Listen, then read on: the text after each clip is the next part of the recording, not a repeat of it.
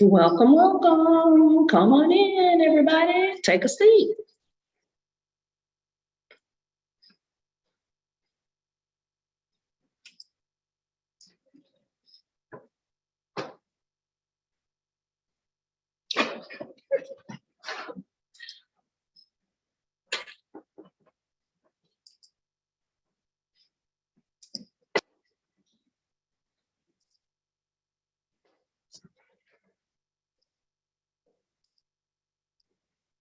We're gonna give it a few more minutes before we start.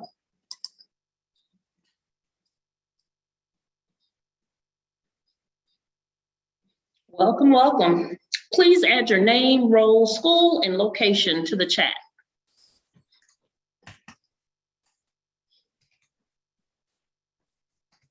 Welcome, welcome. Oh, Oklahoma City. Okay, Taylor. I'm Oklahoma City, Mustang, Oklahoma.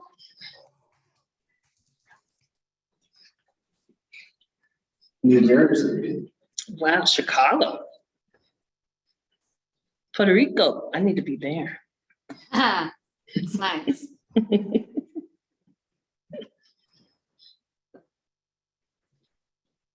New York. Wow. California.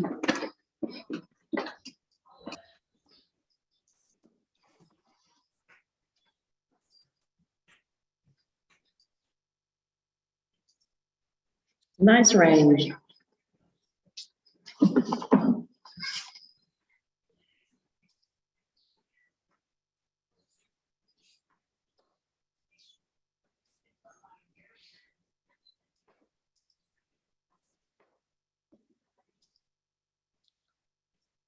Oh, a Cecil friend.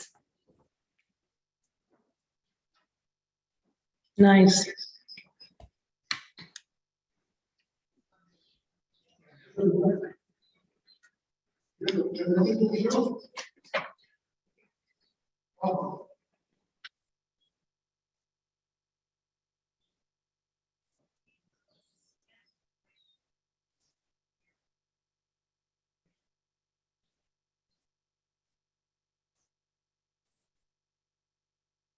This is Ms. Shirley Smith.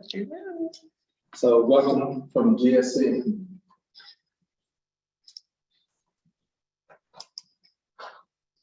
A few items before we begin.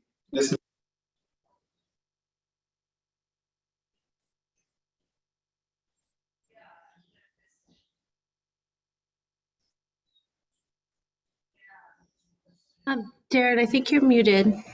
Sorry about that. I think it just changed and went muted. Thank you. We good now? Yes, thank you. Okay, thank you. Again, a few items before we begin. This meeting is being recorded, 1. 2, recordings and slides and certificate of completion will be shared via email afterwards. All participants will be muted upon entry, but please unmute yourself if you have a comment or question during the presentation. Please type questions in the chat box as they come through. We will talk about them. Access to live transcript in the bottom bar of the zone. Could you slide that over for me? Meeting, and then please have your video ready for the breakout rooms activities. Again, welcome, welcome, welcome. Next slide, please. Again, introductions. As I stated, my name is Darren Dunson and my co-pilot is Shirley Smith. We're both senior education specialists from Generation School Network. 20 plus years between us of special education, 10 plus years of social and emotional learning, and 15 plus years working with restorative practices. Somebody asked how long this workshop would be. It'd be 1 hour and 30 minutes, give or take. Next slide, please. Again, here's our agenda for this evening. Introductions, why does misbehavior happen, and what to teach, how to teach it, and then closing. Warm-up activity. In the chat, please answer this question. What are the challenging behaviors you see frequently in your classroom? We'll give a few minutes for you to answer this question and put it in the chat.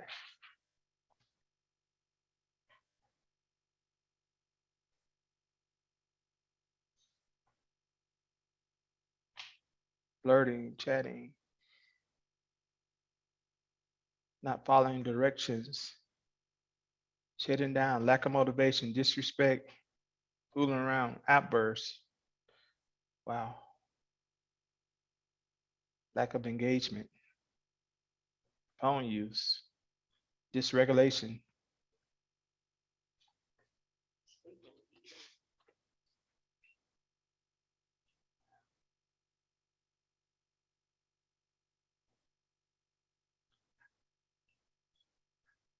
ADHD.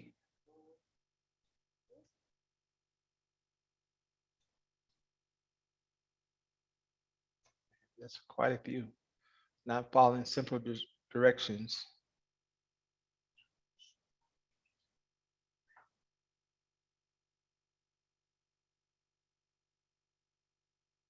Lack of motivation and distractions.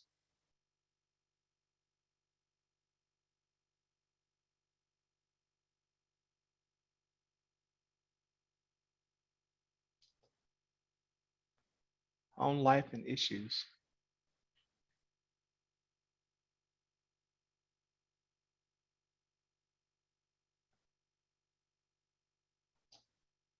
Defiance.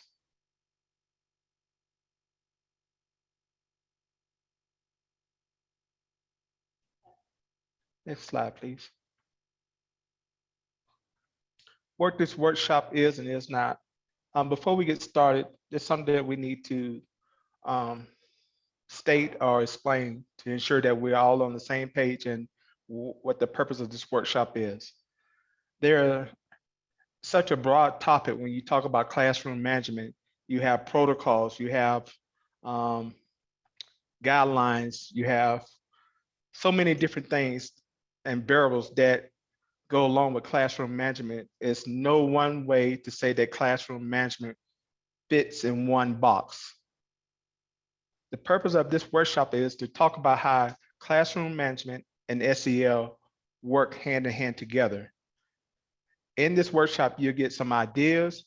It's open for professional discussion and to support one another about how classroom management can work with SEL and the different things that SEL bring to the table when done correctly to help support you within your classroom. Next slide, please. So how do I turn a challenging moment or moments in my classroom into SEL teachable moments? Let's explore. This video is classroom discipline from years back. I want you to take the opportunity to watch this video. It's maybe 3 minutes at the most.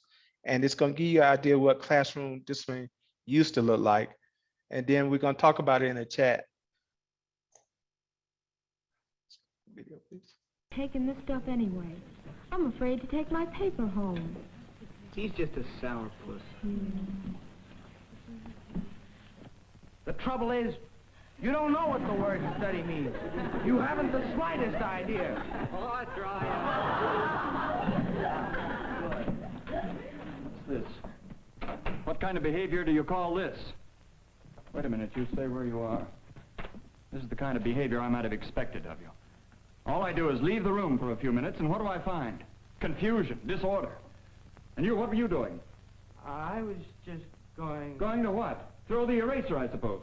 It's a good thing I caught you. I'll make an example out of you. But I... That's enough out of you. Leave this room and report to the principal's office immediately. Well, hurry up. Don't take all day.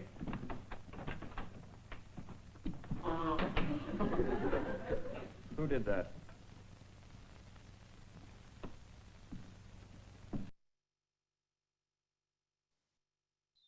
So in the chat, or even if you unmute yourself, tell us what you think about this video and what events took place that could have been better and what things that stood out to you.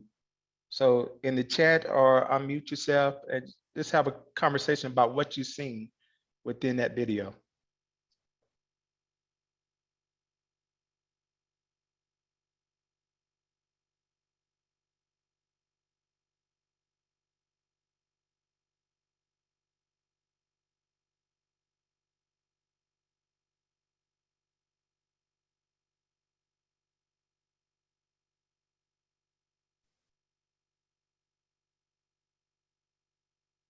The way the teacher communicated.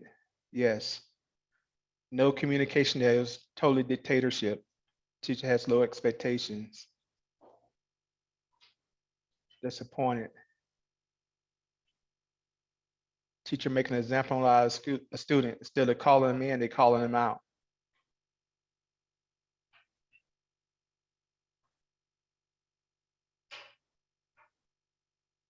Disrespectful. Losing the relationship with the student when sending. Poor modeling of behavior by teacher. Teacher-centered. Yes, teacher-centered, not student-centered. Lack of humor.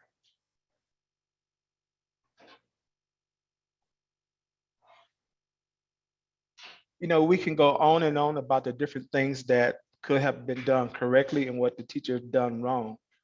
But everybody's on the same page when it comes to building a relationship within that classroom, and that classroom should be student-centered. Next slide, please. Taking this stuff anyway.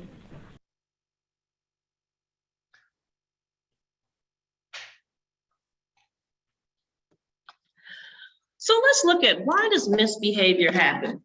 Okay, let's focus on the parts that we have control of. For example, formal training. Of course, we all got plenty of formal training before we became teachers and got into the real world, right? What about routines and rituals? Instructional rigor, how we create our lesson plans, how we utilize the curriculum that we're given to ensure that we put that rigor into that lesson plan, into our instructional delivery. What about scaffolding? Who knows how to do that best? Variety of activities, teaching bell to bell, the way that you welcome the students in your classroom. Opportunities for self-expression, for students to be them, for them to have the space to write or talk about their own narrative. Relationships. Although relationships is down at the lower part, realistically it should be at the top, right? Because if we build those strong relationships with our students day one, then not so much of the misbehavior will probably happen. Now let's talk about our own baggage that we bring to our classrooms when we talk about discipline and classroom management. So just think about it. What was school and discipline like, or classroom management like, when you were a child? So think back to some of the classrooms, some of the teachers that you had growing up. What did it feel like? Was it like the video? Was it better than the video? Or was it something different? And what ways in your own management style are the same as the way that you grew up? And what ways are different?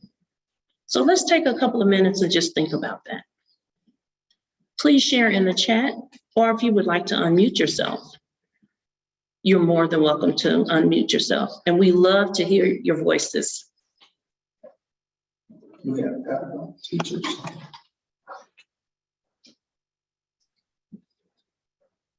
I felt seen and not heard.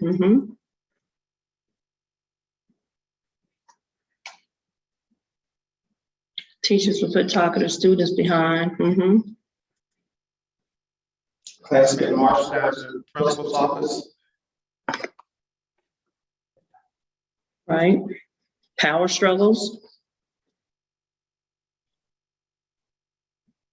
So again, as we think now and how we are, especially throughout this pandemic, what does our own classroom management look like? Are we connected with our students? And if not, why not? What does social and emotional learning have to do with classroom management? Next slide. So in shifting our perspective of misbehavior, what are some of the things that we can make that negative moment into a positive moment? For example, building those relationships with our students inside and out of the classroom. How can we turn around some misbehaviors, especially grade levels? Can we show them those are leadership skills? Can we show them that we see them and they matter? So how can we turn around those misbehavior to positive aspects? So as teachers, what are we really thinking when students misbehave? Here are some of the thoughts on the screen. What do you think about those thoughts?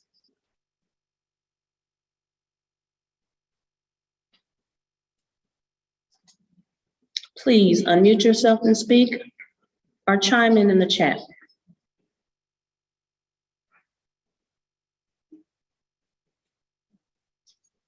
And keep in mind, the last 2 years we've been going through this pandemic. So even if we think about sixth graders now, in March of 2020, they were fourth graders. So they're still coming into themselves. They're still trying to learn who they are, right? They're still running around playing, oh, I like this little boy, but I want to hit him to tell him I like him. So they're still learning social skills. Now let's move forward 2 years. Now they're in the sixth grade and they have the same behaviors as the fourth graders. So what do? That's where the social and emotional learning comes into play. And that's why it's really important for us to always create those relationships, create that human connection with the students, because just like ourselves as adults, we went through the pandemic, but just think about our students and how it must have been really, really hard as they also went through the pandemic and are still going through the pandemic. Next slide. When misbehavior happens, we might want to start thinking about what are the unmet needs of our students. We may want to identify the opportunities to promote social and emotional learning, because we know we are all unique. Therefore, we have to remember that students learn from people that they trust and that they know care about them. So how can we ensure our students that would be us in the classroom? Next slide. So here's a question for you. Which comes first? Maslow's hierarchy of needs or Bloom's taxonomy? So just think about that. As students come into our classroom, as they came into our classrooms in August, being away from school a year and a half in person. And we have our lesson plans and we're trying to teach that math lesson. And Joy acts out. Our Maria is distracted. Our Savannah is just doing other things. As a teacher, what are we thinking about this misbehavior? Right? In our minds, I can speak for myself. I was thinking, wow, you all are so behind. We need to catch up. We need to do this. We need to do that. We need to get this lesson. But at the same time, if a student is not feeling well, but they came to school, if a student is hungry and they came to school, or if a student is just tired and they came to school, are they really going to be trying to add 2 + 2? So as we go to the next slide, we have to keep in mind that students have to Maslow before they can bloom. So as an adult, if we're tired, fatigued, hungry, or whatever it may be, or I can just speak for myself, you're not going to get the best, surely. But when I've had enough rest, when I have nutrition in my body, then I'm ready to go and there's no stopping me. So again, we have to keep in mind when we're looking at our classroom management and anything else when we're working with our students. Students have to Maslow before they can bloom. So once those unmet needs are met, whether you have to be that school psychologist, that school counselor, the teacher in general, the coach, whatever you may have to do, we have to keep that in mind. And the way that we keep that in mind is by building those relationships with our students from day one, getting to know our students inside and out, getting to know the uniqueness of each student and letting them know we see you. Next slide.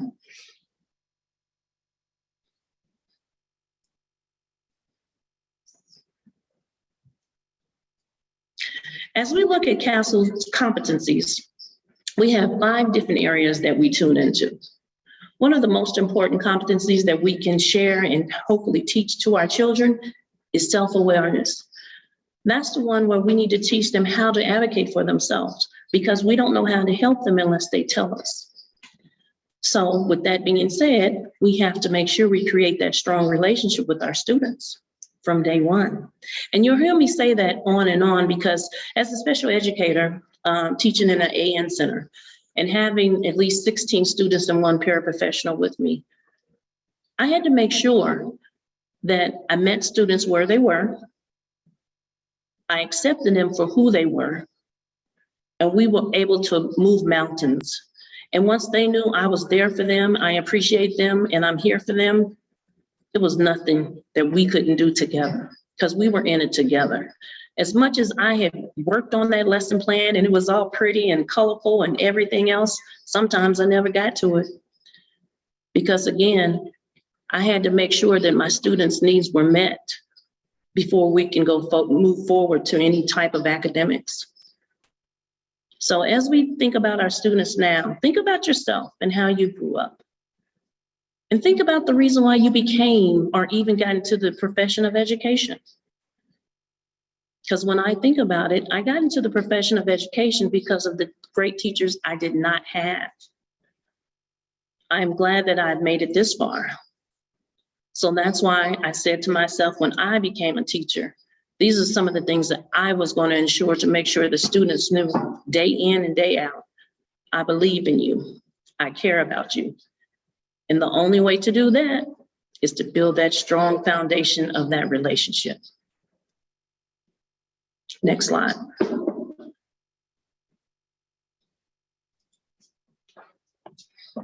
So now we're going to talk about different scenarios. Jose is quiet, good at math, and is always excited to participate. He leaps out of his seat, calls out, and often says it answers quietly and accurately that other people are wrong when they answer. What are the needs that might not be met for Jose? What SEL sub-competencies is this an opportunity for you to work on with Jose? Take opportunity to look over this again and write in the chat where you think it may be.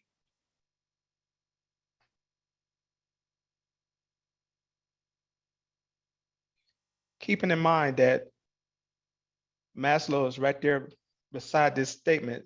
So you got Maslow before you bloom. Attention, recognition, attention, esteem, mind. There's a lot of love and belonging, esteem.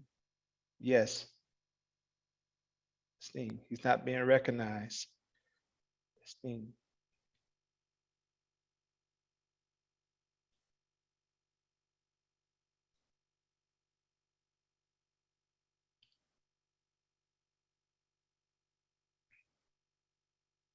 I think we all can agree that esteem is definitely part of the situation that he is not getting within this. Next slide, please. Here you see the 5 competencies of CASEL and the whole CASEL framework. Again, with Jose's scenario beside it. Now looking at this, we want to decide which one of these competencies will help with Jose's situation. So as you look at it, decide which one also will help with his situation.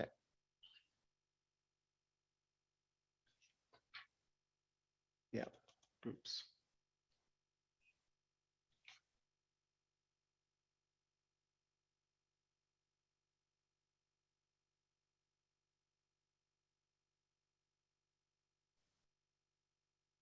Self-management,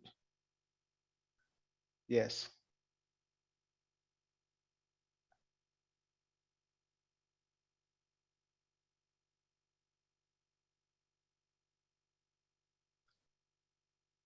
More praise in regards to him answering the question and building self systems for him to engage with. Yes. Next slide, please. So now we're going to go into breakout groups. You're going to look at your group's designated scenario and decide on the needs and opportunities for each one. You're going to answer 2 questions for your scenario and decide and identify a spokesperson to share out with the whole group. There are possible answers for each scenario. So let's work together in breakout rooms. And when we come back, have somebody that's going to speak out for your group. And you'll be assigned to breakout rooms. And this is about 10 minutes.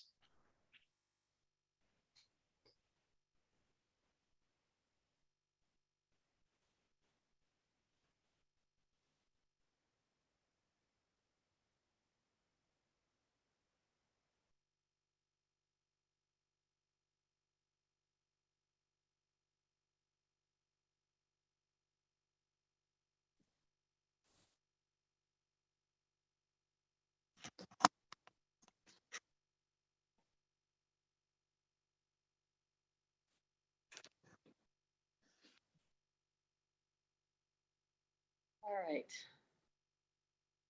So are they sending us a scenario?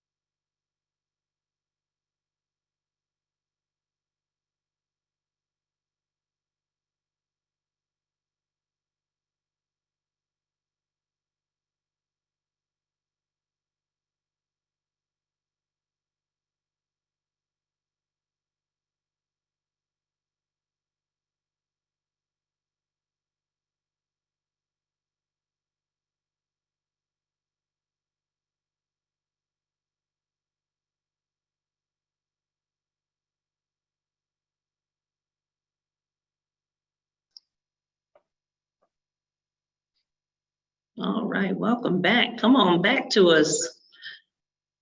Great conversations in my group. I can't wait for everyone to share what they listened to and talked about, and just, I mean, great scenarios, because these kids, we see these kids every day in our classrooms. And it's just important that we are aware of the competencies for social and emotional learning and how it really does play a big role in their lives. And again, even as adults, sometimes we have to take some steps back and just think about, we're not perfect. But then at the same time, we are teachers. We chose to be in this profession, and we need to be the best ones that we can be. These little guys and girls, they're counting on us.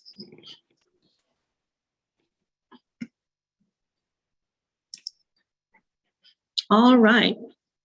We still have some coming back from the groups. Who would like to go ahead and start shouting out or sharing what they did or said in their groups, what the scenario was, and go from there, please?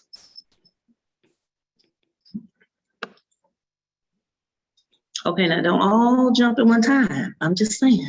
I can go. I can go first. Paul's raising his hand if you want to let Paul go, Shirley. Okay.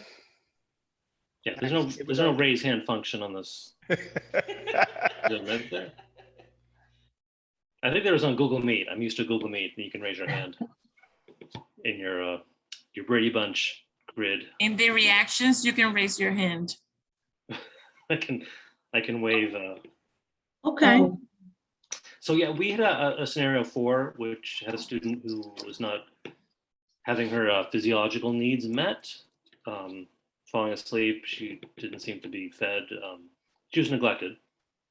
So we felt that she needed to have those things addressed first before you could focus on social awareness or social relationships. And then we talked about having a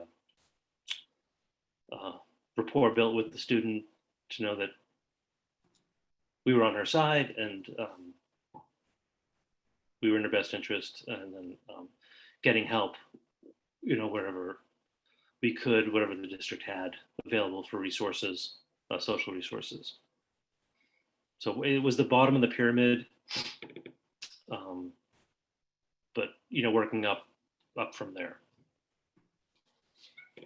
Thank you for sharing that, Paul.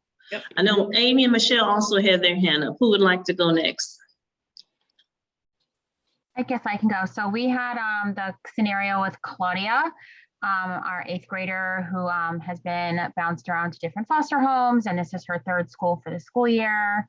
The teacher tries to connect with her and she curses her out and leaves the room. We were just talking about how, we think that she definitely has some trust issues. She's probably struggling and has a fear with like making connections, because she may think, well, is this even my last school this year? Like, where else am I going? Why bother making a connection? We said that, we think her teacher should, keep trying, keep chiseling away, Yes. Keep trying to make a connection with her. Sometimes it's really easy to just say, oh, she's not gonna do anything with me anyway, so I'm just gonna give up. We said that's the last thing she should do. Just kind of like, we kind of connected it to like making an ice sculpture, like eventually you chisel away and the ice becomes something. So she'll eventually, like, something will crack and she'll say, you know what, I can see that you're someone who is trying to care about me. Like, let's make a connection and let's try to work through it. That's what we kind of thought. Thank you so much. And Michelle, what would you like to add? So we picked scenario 2, and we said that that Alexis was probably having some self-esteem issues, and maybe she also needed some more support, and that having time during that lunch would be a good time to make those connections with her and to find out what was going on, and that there might also possibly be some personality issues with her and the PE teacher, that they might not have been making a good connection, and that they could also be working to help improve that as well. Oh, I was muted, I'm sorry. Thank you, absolutely. Thank you for sharing. And then I think from my group of scenario 3, Tiffany or Jennifer, would you like to share? I could share if I know y'all can't see me, sorry. But we had scenario 3 and it was about Jose. He had a 45-minute commute on the bus and he arrived late and usually misses breakfast, and then he comes in, ignores the teacher and goes straight to his friend. So we had talked about that he's probably needs some physiological needs. He's probably hungry. We also talked about he may need that time to kind of regroup because he's coming straight from the bus, coming in late, and he doesn't have the time to process what's going on. We don't know what he might have experienced on the bus, or even just the fact of being late is causing him to not have that interaction. He might feel isolated. So he goes straight to his friend because he feels safe and heard there. So he may have some self-actualization stuff where he needs to recognize, like, what can I accept and learn to do better? Or how can I change the situation to have an adult help process that with him? And then also like love and belonging, the connection, to let him know that even though it's not his fault that he's arriving late on the bus, but to give him the ways that he can manage and be able to still join in with the class and not feel so isolated. I think I got everything. I think you did. And again, just meeting students where they are, not singling them out, not calling them out, but calling them in. Maybe, you know, sometimes gently walking over to them with a sticky note and saying, I hope you're good today. I'm glad you joined us. That's just a small component of social and emotional learning. So as you continue to work with the student, you know, just build those relationships. Find out exactly why is he always late. Is there anything you can do to help to maybe get him there earlier? So reaching out to the parents, the families, we never know. You know, I know here in Colorado, we have such a high homeless population, even more since the pandemic. And sometimes we don't think about those things. So again, it's all about meeting students where they are and just moving forward as much as they can, again, keeping in mind that they have gone through this pandemic with us. Next slide, please.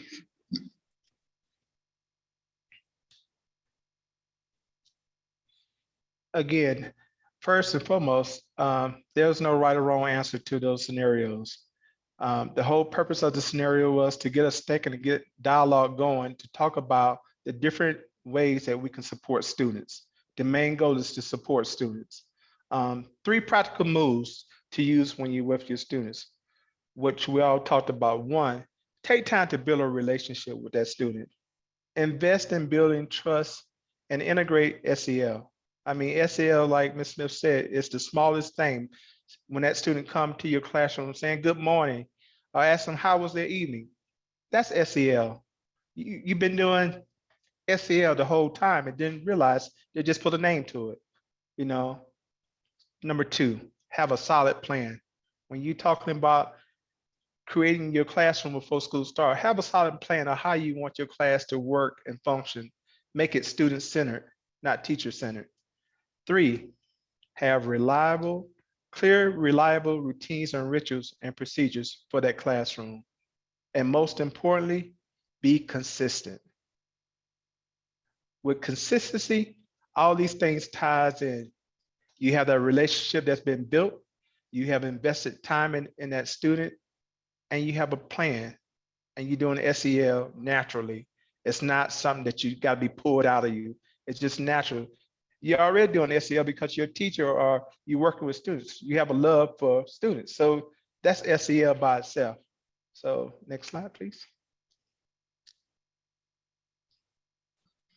Again, as we talk about getting to know your students, I think about one of the videos I really love watching each school year of Rita Pearson. She was an educator in Texas. And she talks about how students don't learn from people they don't like. Just think about that. Students do not learn from people they do not like. So as adults, as teachers, counselors, mental health, everyone, how do we ensure that our students know that we love them, we care for them, we're here for them, and we just want them to succeed, we want them to win, right? So how do we do that? As you think back each morning as you get to your schools and you roll up to the school and you get out of your car, that first day of school, what do you think about that? I'm going to build a great relationship with my students. I'm going to be consistent. I want to ensure that they have the structure in the classroom and out that they need. I'm not only going to talk to my students about those 4 core academics, but just about life in general. How's your day going? How was your night? How was your weekend? Those simple things will make someone light up, and you can find out a lot of information from your students just asking those small questions. It's just the small things in life, but you have to be willing to put yourself out there. And I tell you, our students need us more than ever at this day and time. We have so many teachers, our veteran teachers they're retiring. We have so many administrators retiring. Our students need us now. So if we're going to stay with our students to stay in that building and stay in those classrooms, we need to make sure that we build those relationships and create those human connections. And as we continue to have our young teachers, our new teachers come into our buildings, let's reach out to them and help them so they're not scared. Just giving them a jump start on, okay, this is how you can do this. This is how you can tweak this. As I was one of the peer evaluators for the district for Denver Public Schools, I was able to go around to all the special ed classrooms from K through 12. And I was able to observe teachers and give them feedback. Amazing things I saw, different things I saw that I shouldn't have, but at the same time, that's how we grow. So if you can be there and you can teach someone how to do something in a better way, please do. They need you. Because at the end of the day, we're trying to do what's best practices for our students because they are our students. Next slide. So as we look at the SEL goals, you can set your own social and emotional goals. Here at GSN, we have curriculum for social and emotional learning. Empowering Minds, we also have curriculum from K through 8. And if you would like to have some of that information at the end, please, when we do the survey, please let us know if you would like some of that, the curriculum, because we're more than willing to share that with you. So as we look in our classrooms and we look at the social and emotional goals, and we try to keep track of that progress, right? Some of the schools may have crew time or advisory times. So this is extra time so you can get to know students one-on-one. So you want to set individual social and emotional goals with students, and you want to keep a track of that. One of the things I like doing, I like to share with some of my schools is I like the movie Pay It Forward. A lot of people have not seen that, even adults. So in time, it would have been great on spring break if the students could have gotten a chance to look at that movie and just see about paying it forward, learning empathy, not necessarily sympathy for people, but empathy, treating people with kindness. It goes a long way. If you smile at someone, someone usually smiles back, right? So just those small, simple things can really change people's day around, even as an adult. Next slide. So again, as we look at some of the social and emotional lessons, as we look at different discipline moments, misbehavior moments, I call them teachable moments. What can we do better as a teacher? What teacher moves and procedures can turn challenging moments into learning opportunities, right? Just like I said earlier, with the one student coming in late, use the little sticky notes just to say, I see you. I'm glad you showed up. That's not calling the student out, even just drawing a happy face. And you would be amazed, even high schoolers like getting these little things, whether it's a little sticker or just any little thing, just saying, I see you and I'm glad you're here. Just think about doing that one class period for 2 students each day, right? I guarantee you what has happened to me is students turn around and somehow get sticky notes and they leave me notes. You answer the question. So again, when we think about paying it forward, think about, as an adult and ourselves going through the pandemic and how hard it was for us, right? To stay in a house, to be quarantined, not to be able to see other people. So think about young children that are just used to going outside and playing, having recess with their friends all the time, and all of a sudden it comes to a stop, right? So again, utilizing those challenging moments of misbehavior or discipline and turn it into a positive. That's what we're looking forward to doing when it comes to social and emotional learning, or just having that human interaction with our students. So now, check yourself. When you're in a situation with needing to discipline a child, and we are not perfect by any means, sometimes we need to take a deep breath. I've utilized saying the alphabet backwards before we do something that we cannot take back. It's very important that we know, hey, we're human too, but at the same time, we are professionals. So we have to ensure that we wait until we calm down. So if we need to take a time out and call the office and say, can someone come take over the class for a few minutes? That's what we need to do before we do or say something that we cannot take back. And again, this will give us time to calm ourselves down and think back to some of the situation as to, well, what could I have done differently as the teacher? What could I have said differently? What could I have done to help the student to turn that discipline or misbehavior problem around, right? So again, as we look at discipline in different moments, again, we have curriculum here at GSN. We have a lot of social and emotional learning lessons that you're more than welcome to look through. But remember, when we're looking at social and emotional learning, we want to try and relate things back to some of the SEL lessons, but just in general. We want to remember when we learned about what? It could be the anatomy. It takes more bones to smile than it does to frown. Have them look that up. Simple things like that. Or just start laughing out of nowhere and see if it is contagious, to see if your class is going to laugh with you. That's another one. Or just teaching your students, as we close our eyes and take a breath, these are some of the things that they can do as well. When you feel as if you're frustrated, you're not going to make it, you just need to take a time out, breathe, in, out, breathe, and then regroup. Next slide. Again, as Mr. Dunson was talking about earlier about consistency, we have to be consistent with our rituals and routines inside our classroom as well as outside of our classroom. If they're not allowed to run in the classrooms, they're not allowed to run in the halls. So it's all about that consistency, that teacher language, right? Giving them praise, right? I noticed when Joey did this, this happened. The effect of this way was, what do you think about it? What can you do to help our class on this? What can we do next time? Another good thing would be to talk to some of the other teachers to see, how does Joy act in your class? What works for you? Maybe start to think about utilizing that. The bottom line is that we want to increase and we want to ensure that we are able to assist and guide and teach our students to be the best that they can be, right? Because everyone is unique. And so we also need to make sure that we make that human connection with all of our students and let them know that we are there for them. And this is a safe place.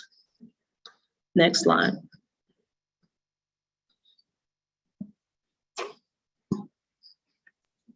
Wow, that was some great information.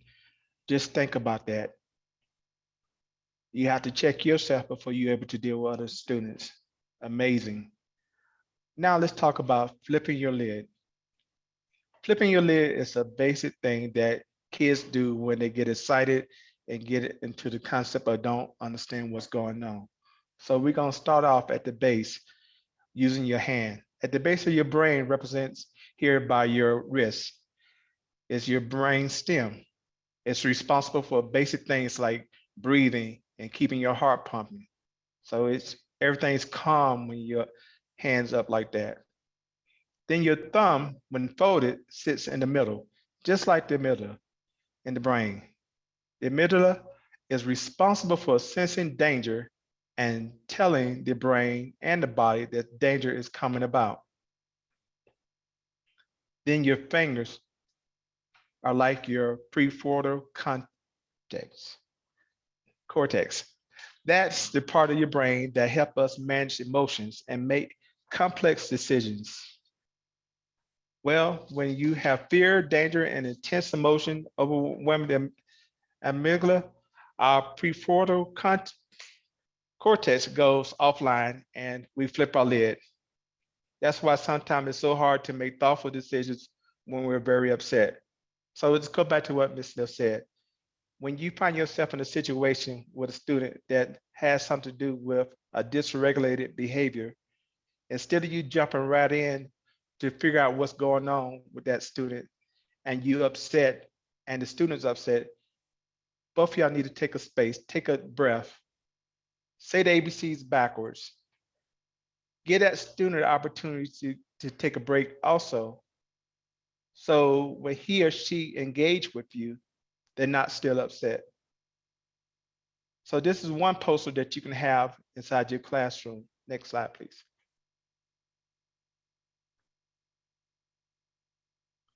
The next slide also shows flipping your lid.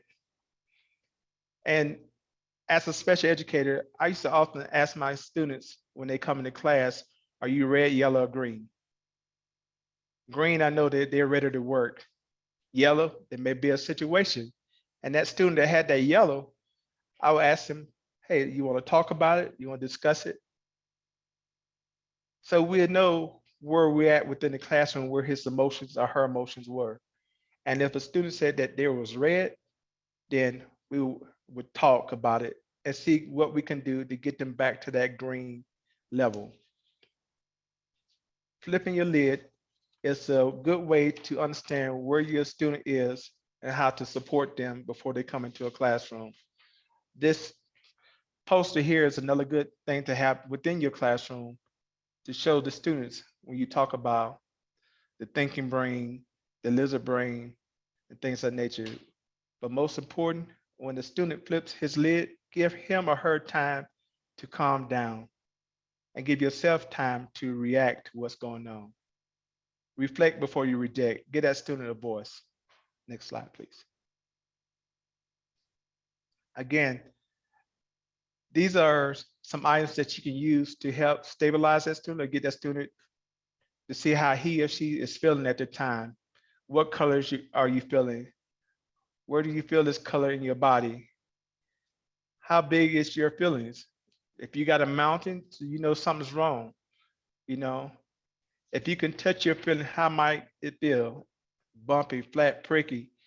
These are things that can help students at all age levels to tell you what's going on with them. This is all a part of social emotional learning. This is all a part of classroom management. At the beginning of this presentation, we told you that we wasn't going to talk about classroom management from the sense of Harry Wong or Becky Bailey. You can look those things up on Google and get their books. We're talking about classroom management in the sense of how to support that student with social emotional learning, that whole child, not just part of that child, but that whole child, which covers everything. Next slide, please. Here are some calm down strategies. What to put in a calm down box. You have index cards with mindful strategies, how to create a glitter jar for kids, even how to make stress balls for your classroom. For the older students, how to provide mindfulness journals or how students create their own. These are things that you can use to help your students calm down, and these are strategies that you can use within your classroom. Again, this presentation is about social emotional learning and how it goes hands in hand with classroom management. Next slide, please. And I just wanted to add to some of the calm down kits, the Pop It. I don't know who invented it, but my granddaughter has about 5. I actually have a Pop It watch. Usually I wear it, Those are spectacular. You know, I'm just being creative and just, again, speaking to the kids and trying to figure out what makes you tick, what makes you calm down, and how can I help you with that, right? Most importantly, again, like Mr. Dunson was talking about, once you build those relationships and you have that consistency with the structure, everything else will fall into place. Those are the three main components that you have to have, especially when we're talking about social and emotional learning. Yes, those spinners were a doozy too. They were. It's just very important that we know and understand, and we have the flexibilities inside of our classrooms to know what our students need, how to meet their needs, meeting them where they are, right? Not going into our classroom and saying, looking at that standard, oh, they should have learned. Again, we all had to take a step back and redefine what is normal, what is average, what is spectacular. When I talk to anyone, I said, to me, spectacular is being on this side of the dirt, because everyone is not able to say that. So I try and wake up each and every day with a smile on my face. Whatever I'm going through, doesn't matter. Thank you for showing up. I tell my students, thank you for showing up. I appreciate you. Have a great day. And doing that smile to them in the morning, sometimes that's all they need. And they know that you look out for them and you're waiting on them and that you care. So as we look at some of the things that we've talked about today, what are some of the things that throughout this presentation that you will hold on to? What are some of the things that you would like to use tomorrow in your classrooms? Next slide.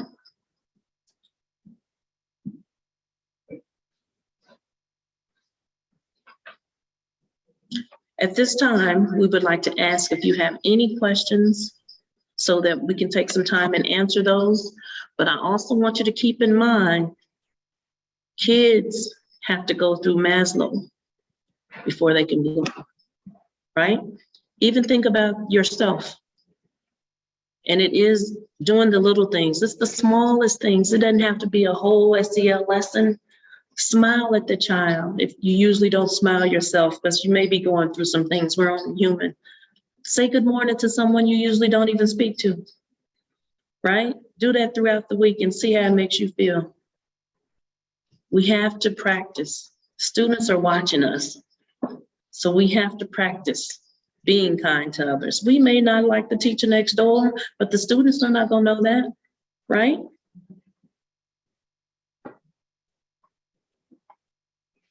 So again, if you would like to unmute yourself as well as in the chat and ask questions,